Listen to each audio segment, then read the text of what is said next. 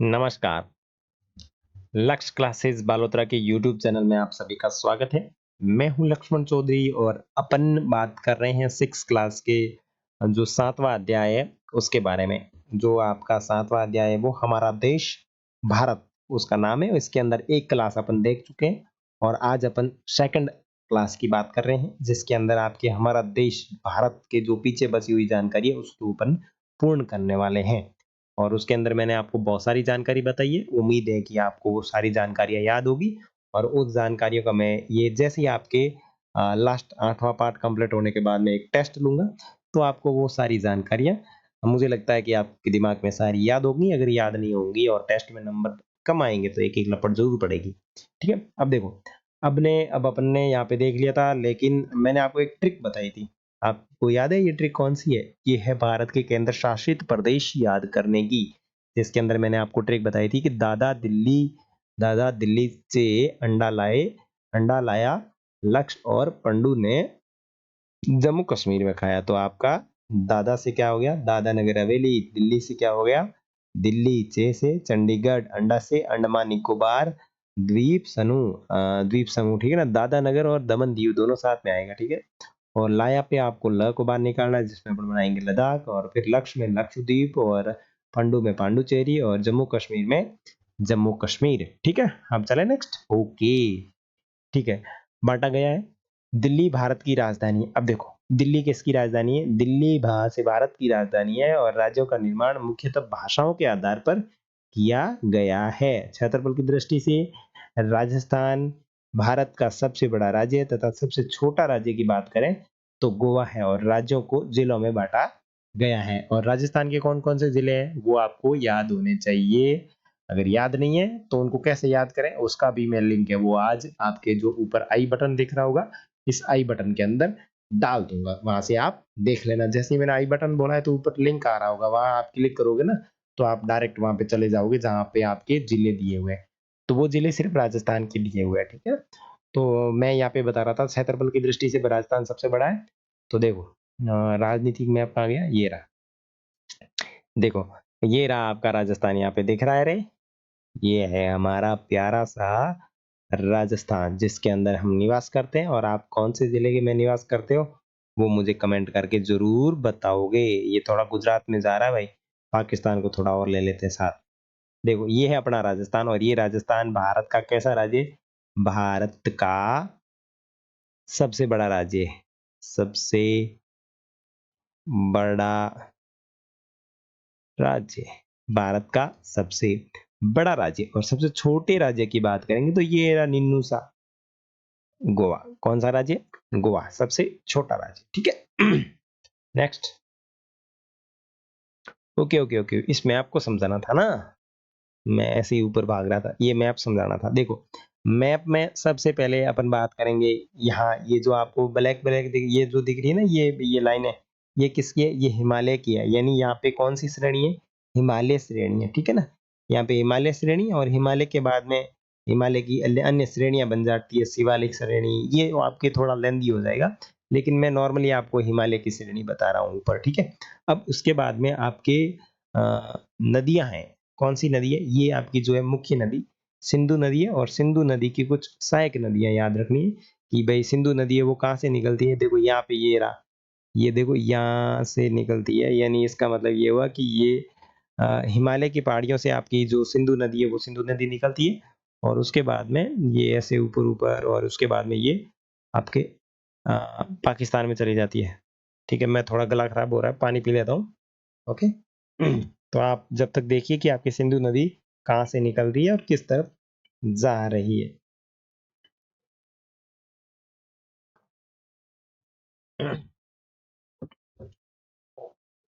Okay, देखो आपकी सिंधु नदी ये ऊपर से निकल के इस तरफ आ गई है। तो ये यहाँ सिंधु नदी है जो आपके पाकिस्तान में बह रही है। अब सिंधु के बाद में सिंधु की सहायक नदी कौन है? तो देखो यहाँ से एक नदी निकल के आ रही है और फिर ये से इसके अंदर आ रही है। ठीक है? तो सिंधु के अंदर कौन मिल गई? झेलम मिल गई। झेलम के बाद में कौन मिल गई? आपके चेनाब मिल गई। चेनाब के बाद में कौन मिल गई? रवि मिल गई। और रवि के बाद में कौन मिल गई? सतलुज मिल गई। तो आपको कैसे याद रखना है? सबसे पहले आपको याद रखनी है कौन? सिंधु। कौन याद रखोगे? सिंधु। अब सिंधु के लिए कौन क्या ला रहा है?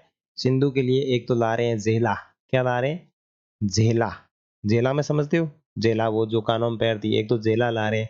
दूसरी क्या ला रहे हैं? पैरों के अंदर चैना ला रहे हैं। चैने चैने पहनते हैं ना, पायल। पायल को जो मारवाड़ी लोग हैं, देसी लोग हैं, वो उसको चैन बोलते हैं। यानी टोंगा काई बोले भी नहीं, पगों में चैनो गड़ाई, ठीक है ना? तो वो इस तरीके से। हाँ, तो चैना। चैना से याद रखोगे चैनाब। और ला कौन रहा है? रवि ला रहा है। किसके लिए ला रहा है? रवि ला रहा है। किसके लिए ला रहा है? रवि ला रहा है किसके लिए? सत्तू के लिए ला रहा है। किसके लिए ला रहा है? सत्तू के लिए ला रहा है। तो सत्तू से क्या रखोगे? सतलुज। ठीक है, सतलज या फिर सतलुज। और रवि का मतलब क्या हो गया? रावी। रवि से क्या याद रखोगे? रावी नदी। और चैना से चेनाब। चेनाब। और झेला से क्या याद रखोगे? झेलम। और सिंधु तो है ही। तो सिंधु की सहायक नदियां कौन होगी? तो देखो मैं वापस समझा देता हूं। तो देखो, ये थोड़ा पेन गड़बड़ कर रहा है, इधर देखो। ये हो गया सिंधु। ये मान लो आपके सिंधु नदी बह रही है। सिंधु के आपने क्या गढ़ाए? सबसे पहले जेला बनवाए। अब जेला बनवा के बाद में आपने चैने बनवाई। ठीक है, चैने बनवाने के बाद में जो बनवाने का काम कौन कर रहा है भाई? रवि कर रहा है। और रवि सब किसके लिए बना रहा है? ये सत्तू के लिए बना रहा है। किसके लिए बना रहा है? सत्तू के लिए बना रहा है। तो सारी याद हो गई ना? सिंधु से आप याद रख लो सिंधु नदी। सिंधु की सहायक कौन हो गई? झेलम। ठीक है, झेलम। उसके बाद में सहायक कौन? चिनाब। चिनाब के बाद में कौन? रावी। और रावी के बाद में कौन? सतलुज। सतलुज। हो गई ना याद? क्या दिक्कत है? देखो ये रही आपकी झेलम। झेलम के बाद में आपने चने बनवाई। चना फिर आप ये बनवाने का कौन कर रहा है? रवि कर रहा है। रवि किसके लिए बना रहा है? सत्तू के लिए बना रहा है। तो सतलुज, रावी, चेनाब और झेलम किसकी सहायक नदियां है? सप और सिंधु की सहायक नदियां है। ठीक है, अब यहाँ पे आपको एक दिख रहा है महान मरुस्थल। महामरुस्थल। तो देखो, राजस्थान के अंदर, और अगर बात करें भारत के अंदर, तो भारत के अंदर जो पश्चिमी क्षेत्र है, यहाँ पे क्या पाया जाता है? महान मरुस्थल पाया जाता है। जैसे थार का मरुस्थल।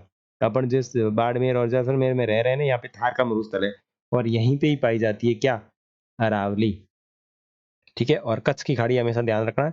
ये जो गुजरात का इलाका पड़ रहा है ना यहाँ पे, ये कौन सी खाड़ी है? कच्छ की खाड़ी। और ये जो यहाँ पे एक कोना पड़ रहा है ना, खाड़ी का मतलब होता है ऐसे। और ये जो भाग है यहाँ पे कौन सी है? खंबात की खाड़ी है। और यहाँ पे कौन सी है? कच्छ की खाड़ी है। ठीक है, तो आपने भारतीय मरुस्थल देख लिया, सिंधु नदी की सहायक नदियां देख ली, अरावली देख ली, कच्छ की खाड़ी देख ली और खंबात की खाड़ी देख ली। अब चल लेते हैं उत्तर की तरफ। तो देखो, उत्तर की तरफ यहाँ से आपकी कौन नदी बह रही है? यहाँ पे आपकी बह रही है एक अ, गंगा नदी। ये रही देखो, ये आपकी गंगा नदी बह रही है ऐसे ऐसे ऐसे ऐसे ऐसे ऐसे ऐसे और इस तरफ जा रही है देखो। ठीक है, ये आपकी गंगा नदी है। गंगा नदी की जो सहायक है वो कौन है? यमुना नदी है। ठीक है, गंगा की सहायक कौन है? यमुना। और यमुना के अंदर ही कौन मिल जाती है? चंबल मिल जाती है। देखो, चंबल यहाँ से गई और ऊपर से यमुना आ रही है, यमुना के अंदर मिल गई। और ये फिर यमुना जाकर किस में मिल जाती है? गंगा में मिल जाती है। और गंगा में मिलती है एक और नदी। और देखो, ये गंगा में ऐसे मिलती है और यहाँ पे ये डेल्टा का निर्माण करती है। ठीक है ना? और यहाँ पे भी कुछ इस तरह पाती है और यहाँ पे भी डेल्टा का निर्माण करती है। ये कौन सा है? वो आपके अगले अध्यायों में बहुत अच्छे से दिया हुआ है। और यहाँ से एक ऊपर से नदी आती है जो अपनी गंगा के अंदर मिलती है, उसका नाम है ब्रह्मपुत्र नदी। तो इसका आप सिर्फ याद यही रखना है, डायरेक्ट याद रखना है, इसकी कोई बड़ी ट्रिक नहीं है। तो एक तो रखोगे ब्रह्मपुत्र नदी, ब्रह्मपुत्र के बाद में आप याद रखोगे यमुना, यमुना के बाद में रखोगे आप क्या? चंबल नदी। ये आकर किस में मिलती है?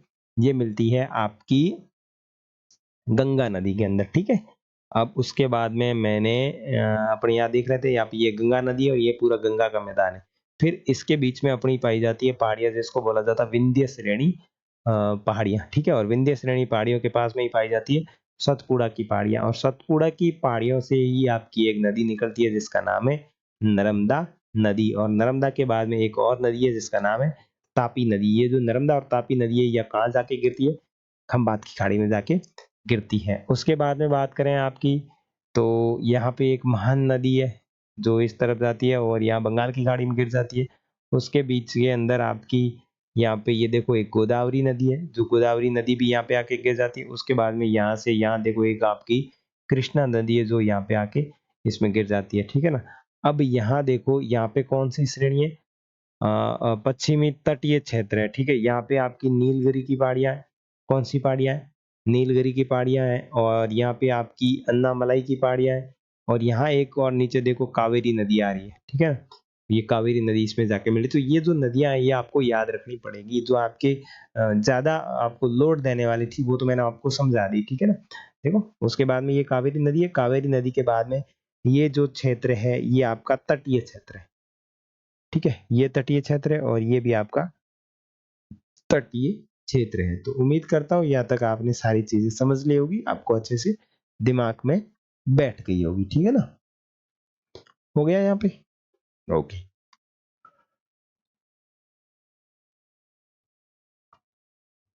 अब बात करेंगे भौतिक विभाजन की। देखो, भारत में पाई जाने वाली भौतिक आकृतियां विभिन्न प्रकार की है, जिसके अंदर पर्वत, पठार, मैदान तथा मैदान, तट और तथा द्वीप समूह।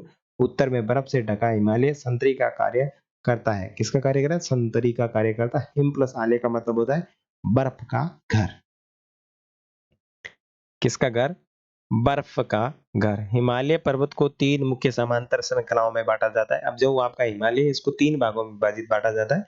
सबसे सबसे उत्तर में स्थित श्रृंखला, सबसे उत्तर में स्थित श्रृंखला, देखो आपकी सबसे उत्तर में जो स्थित श्रृंखला है उसको बोला जाता है वृहत हिमालय, ठीक है ना। और इसको हिमाद्री भी कहा जाता है। तो ये हो गया आपका उत्तर या सॉरी बृहद हिमालय। और इसी श्रृंखला में विश्व की सबसे ऊंची चोटी गुरु शिखर स्थित है। उसके बाद में है मध्य हिमालय। मध्य हिमालय जिसको हिमाचल भी कहा जाता है, यह हिमाद्री के दक्षिण में स्थित है। और बहुत लोकप्रिय पहाड़ी स्थान जहाँ पे पहाड़ी स्थित है, 5 पहाड़ी स्थानों के नाम का पता लगाइए। और उसके बाद में शिवालिक सबसे दक्षिण में स्थित श्रृंखला है। देखो, इसकी प्रमुख 3 श्रृंखलाएं हैं।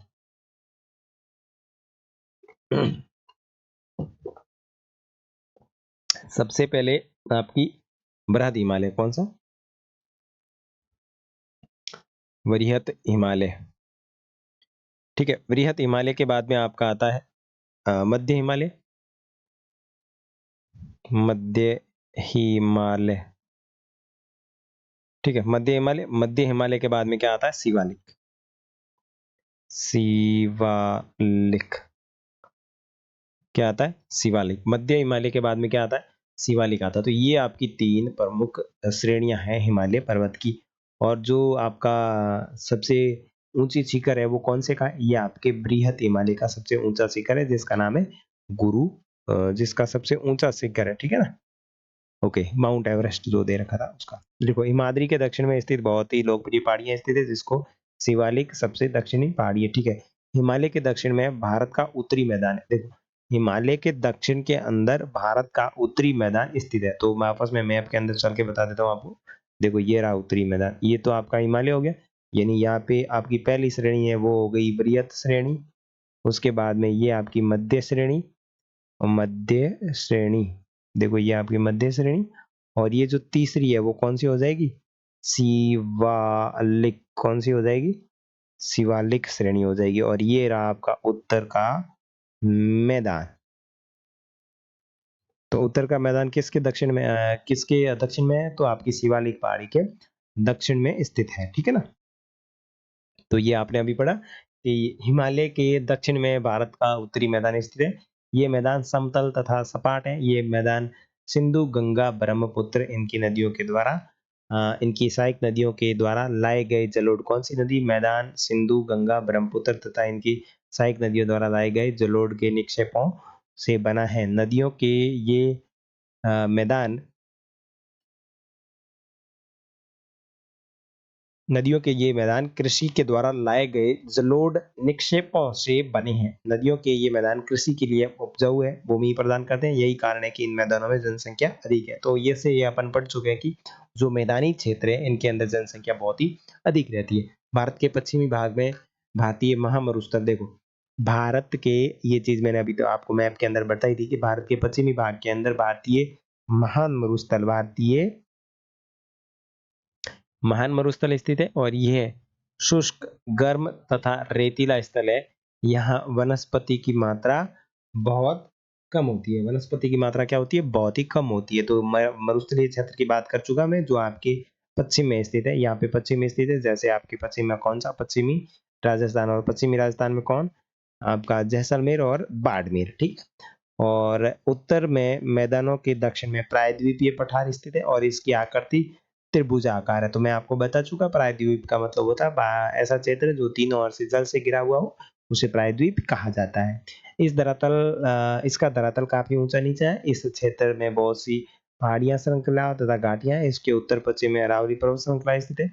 देखो किसके उत्तर पश्चिम में, इस प्रायद्वीपीय पठार के उत्तर पश्चिम के अंदर अरावली श्रृंखला स्थित है, जो कि विश्व की सबसे पुरानी मानी जाती है। और पुरानी में भी कौन सी बे, इधर देखो, प्राणी में कौन सी, वलित, कौन सी पुरानी में भी कौन सी पर्वतमाला होगी, पुरानी में भी आपकी कौन सी होगी, वलित होगी। कौन सी होगी, वलित।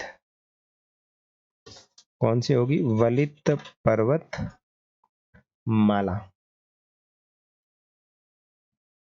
वलित पर्वत माला। और विद्या और सतपुड़ा भी है, उसके बाद में आपकी विद्या है, विद्या के बाद में आपकी सतपुड़ा है। तो ये मैं आपको बता चुका, देखो इधर ध्यान दो। ये देखो यहाँ पे आपकी अरावली में बता चुका, ये रही आपकी अरावली, अरावली के बाद में ये रही आपकी विद्या, और विद्या के बाद में ये रही आपकी सतपुड़ा। ठीक है, ये चीजें देख ली। उसके बाद में आगे देखो, भी महत्वपूर्ण श्रृंखला है। इन श्रृंखलाओं से होकर नर्मदा तथा तापी नदियां बहती है। ये पश्चिम की तरफ बहने वाली पश्चिम की तरफ बहने वाली नदियां हैं, जो अरब सागर में गिरती है।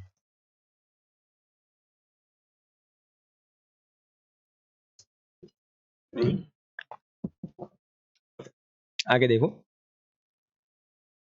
ये अरब सागर के अंदर गिरती है। इस पठार के पश्चिम में पश्चिमी घाट या सह्याद्री तथा पूर्व में पूर्वी घाट स्थित है। पश्चिम घाट का विस्तार एक समान रूप में, जबकि पूर्वी घाट का बीच बीच में टूटा हुआ है तथा असमान है। इन पठारों में खनिज जैसे कोयला एवं लोह की प्रचुरता है। पश्चिमी घाट के पश्चिम में तथा पूर्वी घाट के पूर्व में तटीय मैदान स्थित है, और पश्चिमी तटीय मैदान काफी संकरे हैं, और पूर्वी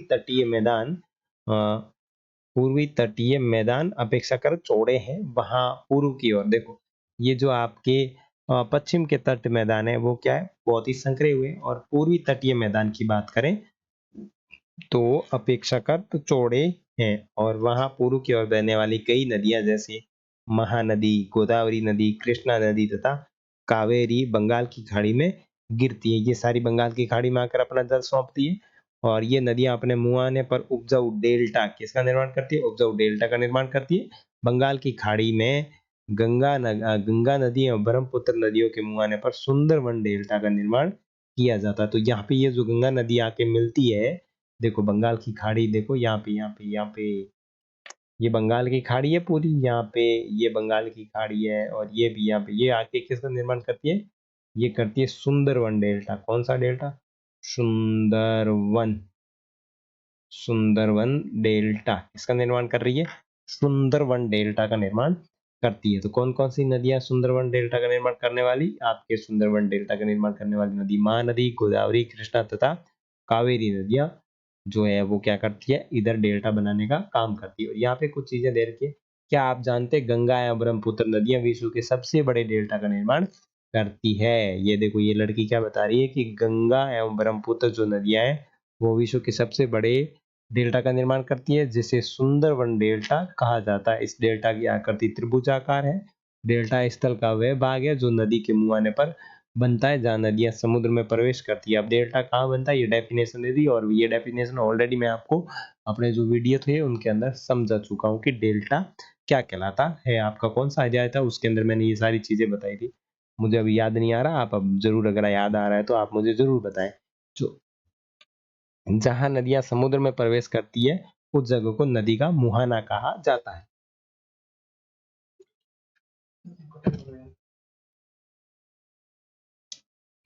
ठीक है, उसके बाद में बहुत सी लड़कियों का नाम नदियों के नाम पर होता है, जैसे यमुना, मंदाकिनी तथा कावेरी। क्या आप अपने आसपास की किसी लड़की को जानते हैं जिसका नाम किसी नदी के नाम पर हो? अगर ऐसा हो तो आप उसको जरूर बताएं कि तेरा नाम उस नदी के नाम पर रखा गया है। ठीक है, आगे देखो, क्या आप जानते हैं प्रवाल छोटे समुद्री जंतुओं के कंकाल जिसे पॉलिप कहा जाता है। देखो, प्रवाल क्या होता है? प्रवाल छोटे समुद्री जीवों के कंकाल होते हैं जिसे पॉलिप कहा जाता है।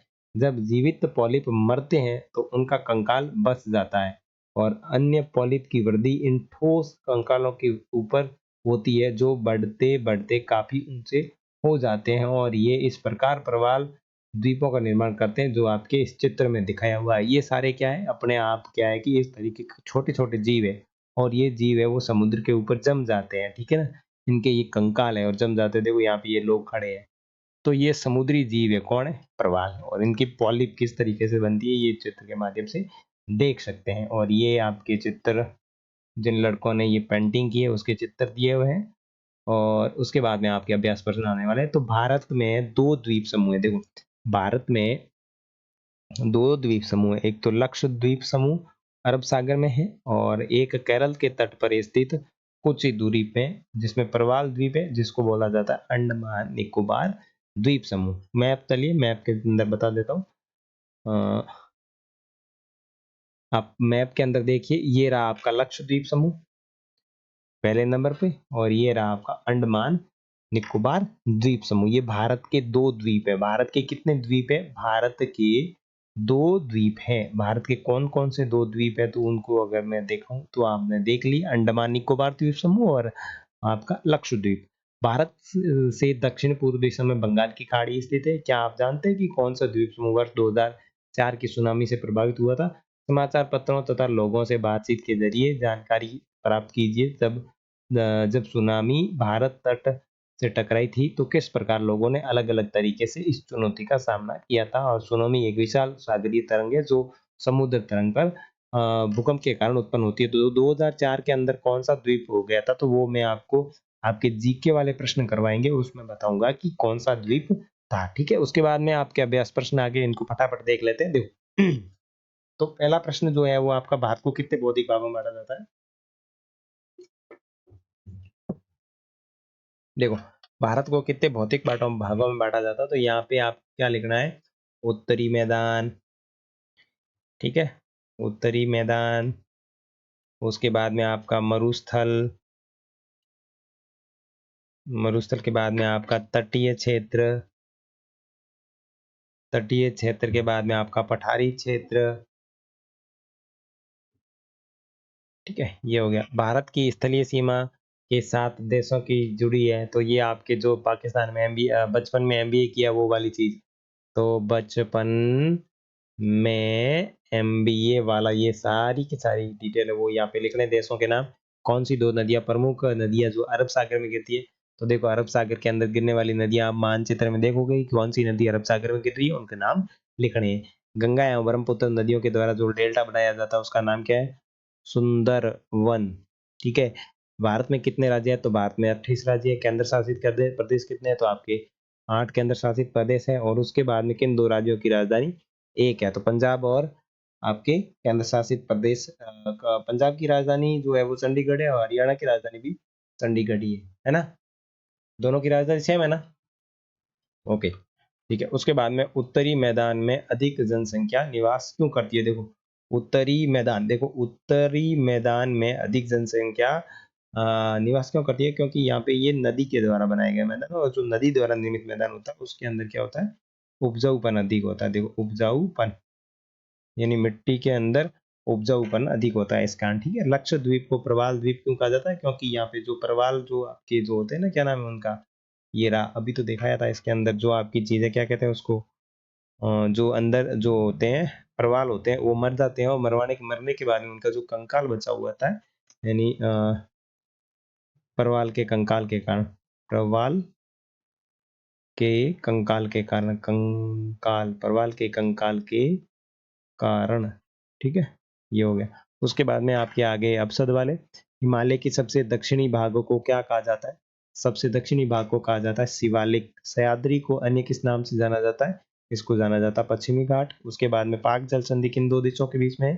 तो भारत और श्रीलंका के मध्य है। और अरब सागर में स्थित भारतीय द्वीप समूह को कौन से नाम है? अरब सागर के अंदर कौन सा स्थित है? तो आपके अरब सागर के अंदर है वो लक्षद्वीप समूह है। ठीक है, अरब सागर के अंदर आपका कौन सा है?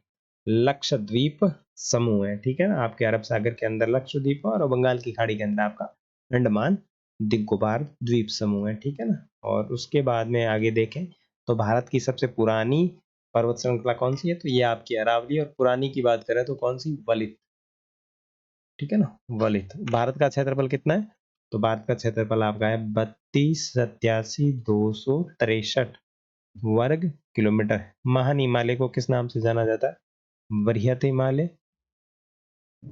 ओके। और क्षेत्रफल की दृष्टि से राजस्थान। और नर्मदा नदी है वो कहाँ पे कौन से सागर के अंदर गिरती है, तो ये आपका इस तरफ जो अरब सागर है इसके अंदर गिरती है, अरब सागर, ठीक है। भारत के लगभग मध्य से होकर गुजरने वाली अक्षांश रेखा तो आपके ये है 23.5 डिग्री कर्क रेखा, कर्क रेखा, ठीक है। और मानचित्र, अब उसके बाद में आपको मानचित्र बनाना है। मानचित्र के अंदर आपको कर्क रेखा बतानी है, भारत की मानक समय रेखा बतानी है, और आप जिस राज्य में निवास करते हो उसका नाम बताना है, और अंडमान निकोबार द्वीप समूह और आपका लक्षद्वीप समूह बनाना है, और पूर्वी घाट बनानी है, साथ में आपको राज्य भी लिखने।